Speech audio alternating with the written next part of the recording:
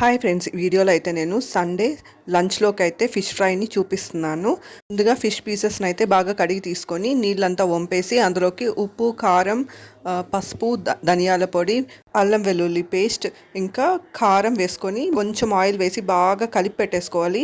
కలిపి పెట్టేసుకున్నాక deep fry చేసుకోవాలి. ఆయిల్లోకి వేసి డీప్ ఫ్రై చేసుకోవాలి. మీ దగ్గర కొత్తిమీర ఉంటే మ్యారినేట్ చేసుకునేటప్పుడే కొత్తిమీర ఇంకా సన్నగా తరిగిన కరివేపాకులు కూడా వేసుకొని డీప్ ఫ్రై చేసుకున్నామంటే టేస్ట్ అయితే చాలా బాగుంటుంది. రసంలోకి ఈ ఫిష్ ఫ్రై మంచి కాంబినేషన్ అనమాట.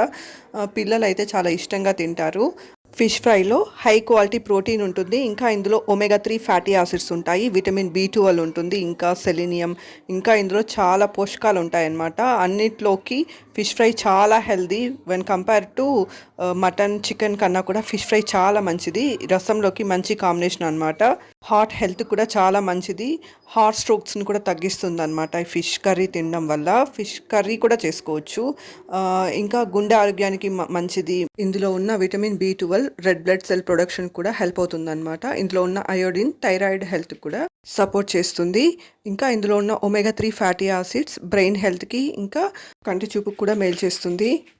ఇందులో ప్రోటీన్, పొటాషియం అధికంగా ఉంటాయి కాబట్టి మజిల్ స్ట్రెంగ్త్ని కూడా పెంచుతుందన్నమాట. మజిల్ ఫంక్షన్కి హెల్ప్ అవుతుంది.